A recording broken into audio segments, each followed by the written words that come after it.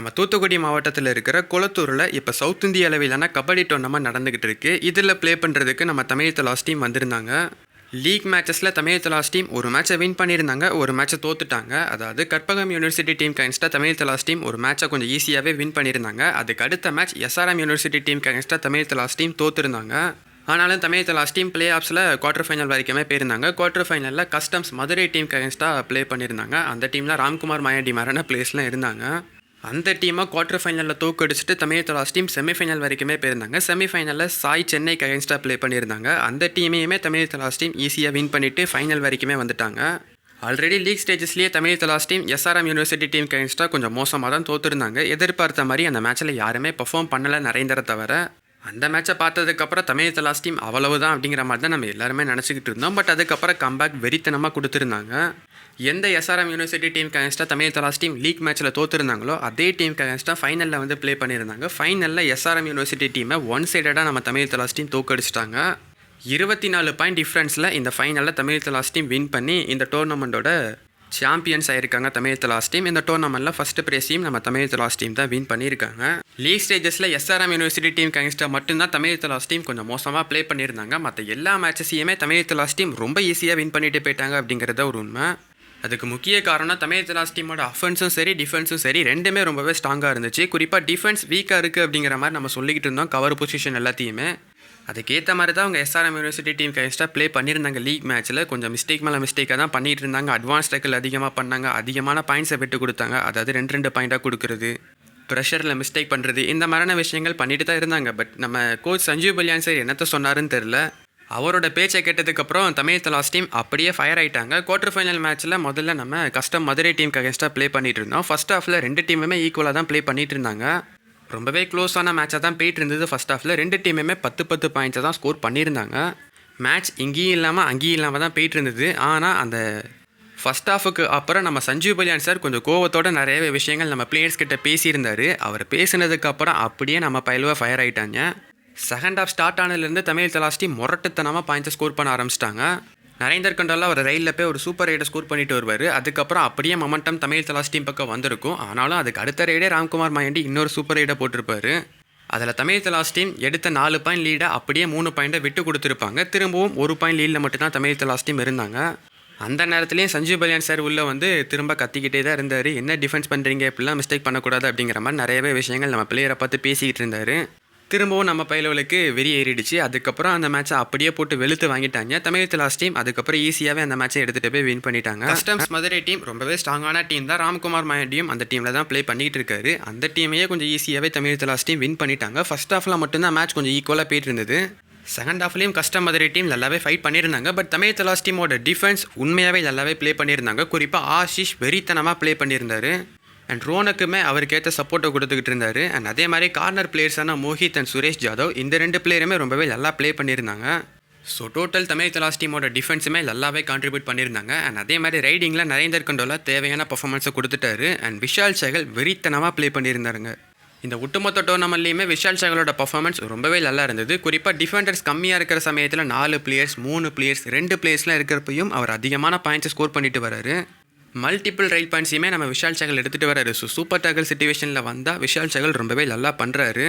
And Himanshi அதுவுமே கிட்டத்தட்ட அவர் தான் தமிழ் தலாஸ் டீமோட கேப்டன் மாதிரி இந்த டீமை லீட் பண்ணி எடுத்துகிட்டு போனார். இந்த டீமோட கேப்டன் நரேந்தர் கண்டோலா, பட் உண்மையான கேப்டனாக உள்ளே இருந்தது நம்ம ஹிமான்ஷி யாதவ் தான். நல்லாவே டீமை லீட் பண்ணி அப்படியே ப்ரெஷர் ஆக்க விடாமல் காமன் கூலாக தமிழ் தலாஸ் டீமை ஹேண்டில் பண்ணி எடுத்துகிட்டு போயிருந்தார். அவருமே ரைடிங்கில் நல்லாவே கான்ட்ரிபியூட் பண்ணியிருந்தார். டிஃபென்ஸ்லேயுமே நல்லா பண்ணியிருந்தாருங்க. கஸ்டம் மதுரையை வச்சு செஞ்சுட்டு அதுக்கப்புறம் தமிழ் தலாஸ் டீம் சாய் சென்னைக்கு எதிராக செமிஃபைனல் மேட்ச்சில் வந்து ப்ளே பண்ணியிருந்தாங்க. இந்த மேட்சையுமே தமிழ் தலாஸ் டீம் கொஞ்சம் ஈஸியாகவே வின் பண்ணிட்டாங்க. ஆரம்பத்தில் சாய் சென்னை ஓரளவுக்கு நல்லா டஃப் கொடுக்குற மாதிரி ப்ளே பண்ணிட்டு இருந்தாங்க. பட் அதுக்கப்புறம் தமிழ் தலாஸ் டீம் ஒட்டுமொத்த டீமாகவே ஃபயர் ஆகிட்டாங்க. லீக் ஸ்டேஜஸில் தமிழ் தலாஸ் டீமுக்கு பிரச்சனையானது அந்த டீமில் நரேந்தர் மட்டும்தான் ப்ளே பண்ணிக்கிட்டு இருந்தார். அவருக்கு சப்போர்ட்டிவாக யாருமே பெருசாக பர்ஃபார்ம் பண்ணலை. பட் அதுக்கப்புறம் மேட்சஸ் எல்லாத்துலேயுமே நரேந்தரோட பர்ஃபார்மன்ஸை மட்டுமே நம்பி இல்லாமல் ஒட்டுமொத்த டீமாகவே தமிழ் தலாஸ் டீம் ப்ளே பண்ணியிருந்தாங்க. ஸோ அந்த மேட்சையுமே ஈஸியாக வின் பண்ணி தமிழ் தலாஸ் டீம் ஃபைனலுக்கு என்டர் ஆனாங்க. எஸ்ஆர்எம் யூனிவர்சிட்டி டீம் அகேன்ஸ்டாக தமிழ் தலாஸ் டீம் என்ன வெறியில் வந்தாங்கன்னு தெரியல, வச்சு பொழந்து எடுத்துட்டாங்க அந்த ஃபைனலில். இந்த லீக் மேட்ச்சில் எஸ்ஆர்எம் யூனிவர்சிட்டி டீம் அகேன்ஸ்டாக ப்ளே பண்ணும் போது நிறையவே பஞ்சாயத்து நடந்தது. நான் அந்த போன வீடியோவில் பெருசாக அதை பற்றி எதுவுமே பேசலை. சின்ன ஆர்கியூமெண்ட்லாம் இருந்தது. பட் அதெல்லாம் தாண்டி நல்ல மேட்ச் அப்படிங்கிற மாதிரி முடிச்சிட்டேன். ஆனால் எஸ்ஆர்எம் யூனிவர்சிட்டி பிளேயர்ஸ்லாம் அந்த மேட்ச்சில் ரொம்பவே அக்ரெசிவாக ப்ளே பண்ணியிருந்தாங்க. எதுக்கு எடுத்தாலுமே ஆர்குமெண்ட் பண்ணிகிட்டு இருந்தாங்க. சின்ன சின்ன பாயிண்ட்டுக்கெலாம் பயங்கரமாக ஆர்குமெண்ட் பண்ணிகிட்டு இருந்தாங்க அம்பையர்கிட்டையும் நம்ம பிளேயர்ஸ்கிட்டையும். அம்பையரை ஒன் சைடடாக அந்த டீமுக்கே சப்போர்ட் பண்ணுற மாதிரி பண்ணிகிட்டு இருந்தாங்க. ஸோ நிறையவே விஷயங்கள் பண்ணியிருந்தாங்க. இந்த மாதிரி விஷயங்கள்லாம் இந்த லோக்கல் டோர்னமெண்ட்டில் நார்மல், இதெல்லாம் எப்போதும் நடக்கிறது தான். பட் இருந்தாலும் இதை பார்த்துட்டு தமிழ் தலாஸ் டீம் வெறி ஆயிருப்பாங்க. அதனால தான் ஃபைனலில் வந்து வச்சு செஞ்சு எடுத்துட்டாங்க அந்த எஸ்ஆர்எம் யூனிவர்சிட்டி டீமை. ஒரு மிகப்பெரிய வின், 24 பாயிண்ட் டிஃப்ரென்ஸில் வின் பண்ணியிருந்தாங்க. அண்ட் அதே சமயம் இந்த ஃபைனல்லையுமே இந்த மாதிரி ஒரு சில பஞ்சாயத்து நடந்துக்கிட்டு தான் இருந்தது. எஸ்ஆர்எம் யூனிவர்சிட்டி பிளேயர்ஸ்லாம் கொஞ்சம் அக்ரெசிவாக தான் ப்ளே பண்ணியிருந்தாங்க. ஃபர்ஸ்ட் ஹாஃபில் நரேந்தர் கண்டோலாவோட கழுத்தை பிடிச்சி லைட்டாக திருப்புற மாதிரிலாம் என்னமோ பண்ணிட்டு இருந்தாங்க. தமிழ் தலாஸ் டீம் அது வரைக்கும் அமைதியாக இருந்துகிட்டு இருந்தாங்க. அப்போ தான் தமிழ் தலாஸ் டீமாக ஆர்குமெண்ட் பண்ணிட்டு இருந்தாங்க, என்னப்பா இப்படிலாம் பண்ணுறீங்க, இப்படிலாம் ப்ளே பண்ணலாமாங்கிற மாதிரி. அதுக்கப்புறம் பெருசாக அக்ரெசிவ் டேக்கிள் எதுவுமே பண்ணலை. அண்ட் அதே மாதிரி ஆர்குமெண்ட்மே அந்த அளவுக்கு பெருசாக நடக்கலை. மேபி இந்த ஒரு மேட்ச் ரொம்ப க்ளோஸாக போயிருந்ததுன்னா அந்த மேட்ச் மாதிரி இன்னமும் நிறையவே ஆர்குமெண்ட் பஞ்சாயத்துலாம் நடந்துக்கிட்டு தான் இருந்திருக்கும். பட் எதுவோ எந்த பிரச்சனையும் இல்லாமல் இந்த மேட்ச் நல்லபடியாக நடந்து முடிஞ்சிடுச்சு. கபடியை பொறுத்த வரைக்கும் இது ஒரு எமோஷன். இந்த எமோஷன்ஸில் எல்லாருக்குமே கோவம் வரதான் செய்யும். பார்க்குற நம்மளே போட்டு பிடிச்சி கற்றுன்னு கற்று தான் செய்வோம். மேட்டில் ப்ளே பண்ணுற அவங்களுக்கு நம்மளை விட எமோஷன்ஸ் அதிகமாக தான் இருக்கும். ஸோ அதை வெளிப்படுத்துறது சகஜம்தான். பட் இருந்தாலும் எஸ்ஆர்எம் யூனிவர்சிட்டி டீம் கொஞ்சம் ஓவராக எமோஷனை வெளிப்படுத்திட்டாங்க அப்படிங்கிற மாதிரி நிறையவே சொல்லிட்டு இருந்தாங்க. அதுவும் உண்மை தான். பட் இருந்தாலும் இது சகஜம்தான். ஃபைனலி என்னவோ தமிழ் தலாஸ் டீம் இந்த ஃபைனலில் இப்போ வின் பண்ணி சாம்பியன்ஸுமே ஆயிருக்காங்க. ஃபஸ்ட்டு ப்ரைஸை வின் பண்ணிட்டாங்க. நிறைய பேர் தமிழ் தலாஸ் டீமுக்கு எங்கடா கப்பு இருக்குது, தமிழ் தலாஸ் டீமோட கப்பு எங்கடா அப்படிங்கிற மாதிரி கேட்டுட்டு இருந்தாங்க. யாராவது கேட்டால் இனிமேல் நம்ம இதை காமிச்சிக்கலாம். இதை நம்ம எப்படி எடுத்துக்கலாம்னா, ஐபிஎல்ல இதே மாதிரி தாங்க ஆர்சிபி டீமோட உமன்ஸ் டீம் கப்பை வின் பண்ணியிருந்தாங்க. இதெல்லாம் ஒரு கப்பாடா, பொம்பளை கப்பு அப்படிங்கிற மாதிரி கலாய்ச்சிக்கிட்டு இருந்தாங்க. அதுக்கப்புறம் நம்ம ஆர்சிபி டீம் வெறியாக ப்ளே பண்ணி இந்த வருஷம் சாம்பியன்ஸுமே ஆயிருந்தாங்க. ஆர்சிபி டீம் அவங்களோட உண்மையான பெரிய கப்பை வின் பண்ணிட்டாங்க. அதே மாதிரி தமிழ் தலாஸ் டீமுக்கும் இங்கே நடக்கிறதுக்கு சான்சஸ் அதிகமாக இருக்குது. இந்த டோர்னமெண்ட்டில் தானடா வின் பண்ணாங்க, லோக்கல் டோர்னமெண்ட் தானே அப்படிங்கிற மாதிரி கேட்பாங்க நிறைய பேர். இதுதான் ப்ரோ கபடியில் தமிழ் தலாஸ் டீம் பண்ண போகிற சம்பவத்துக்கு முன்னோடியாக இருக்க போகுது. இங்கே வின் பண்ணது கண்டிப்பாக தமிழ் தலாஸ் டீமுக்கு ஒரு பெரிய ஒரு கான்ஃபிடென்ட்டை கொடுக்கும். அண்ட் அதே மாதிரி இங்கே நோட் பண்ண வேண்டிய விஷயம், தமிழ் தலாஸ் டீம் ஒன்றும் ரொம்ப ஈஸியாக அந்த மேட்சஸ் எல்லாத்தையும் வின் பண்ணலை. கஷ்டப்பட்டாங்க, பயங்கரமாக கஷ்டப்பட்டாங்க. குறிப்பாக அந்த எஸ்ஆர்எம் யூனிவர்சிட்டி மேட்ச் எடுத்து பாருங்கள், தெரியும் தமிழ் தலாஸ் டீம் என்னென்ன மிஸ்டேக்கை பண்ணாங்கன்னு. அந்த லீக் மேட்சஸில் அப்படி தான் ப்ளே பண்ணிட்டு இருந்தாங்க தமிழ் தலாஸ் டீம். அவ்வளோதான் முடிச்சு விட்டாங்க போங்க அப்படிங்கிற மாதிரி தான் நினச்சிக்கிட்டு இருந்தோம். பட் அதுக்கப்புறம் கொடுத்தாங்க, இப்போ கம்பேக்கு வெறித்தனம் பண்ணிட்டாங்க. ஸோ தமிழ் தலாஸ் டீமோட கவர் பொசிஷன்ஸ் ஓகே நல்லா இருக்குது. குறிப்பாக ஆஷிஷோட பொசிஷன் ரொம்பவே நல்லா இருக்குங்க. ஆஷிஷ் கண்டிப்பாக நல்லாவே ப்ளே பண்ணிடுவார். அண்ட் அதே மாதிரி நிதேஷுக்கு பேக்கப்பாக இருக்கிற மோஹித்துமே நல்லா ப்ளே பண்ணியிருந்தார். ஸோ இந்த ரெண்டு பிளேயர்ஸுமே ரொம்ப நல்ல பிளேயராக தெரிஞ்சாங்க. அண்ட் அதே மாதிரி விஷால் சகலுமே இந்த டோர்னமெண்ட்டில் பயங்கரமாக ப்ளே பண்ணி கொடுத்துட்டாரு. அண்ட் அதே மாதிரி நம்ம ஹிமான்ஷு எதுவுமே கொஞ்சம் நல்லா ப்ளே பண்ணியிருந்தார். ரோனுக்குமே நல்லா சப்போர்ட் பண்ணியிருந்தார். ஸோ தமிழ் தலாஸ் டீம் எதுக்காக இந்த டோர்னமெண்ட்டில் வந்தாங்களோ அதை கரெக்டாக பண்ணிட்டாங்க. ட்ராஃபியை வின் பண்ணிட்டாங்க, ஃபஸ்ட்டு ப்ரைஸ் அடிச்சிட்டாங்க அப்படிங்கிறதுலாம் ரெண்டாவது விஷயம். பட் தமிழ் தலாஸ் டீமுக்கு தேவையான விஷயங்கள் நடந்துடுச்சு. இந்த பிளேயர்ஸை திரும்ப ஃபார்முக்கு எடுத்துகிட்டு வந்துட்டாங்க. இந்த பிளேயர்ஸுக்கு இப்போ ஒரு கான்ஃபிடென்ட்டாக கொடுத்துட்டாங்க. கண்டிப்பாக இந்த டோர்னமெண்ட்டில் வின் பண்ணது நம்ம டீமோட பிளேயர்ஸுக்கு ஒரு மிகப்பெரிய கான்ஃபிடென்ட்டை கொடுக்கும். அண்ட் அந்த ஃபைனல் மேட்ச்லலாம் செகண்ட் ஹாஃபில் நம்ம நரேந்தர் கண்டோலாவை இறக்கவே இல்லை. ஃபஸ்ட் ஹாஃபோட கொஞ்சம் கடைசி நேரத்துலலாம் நரேந்தர் கண்டோலாவை சப்ஸ்டிட்யூட் பண்ணி வெளியே எடுத்துட்டாங்க.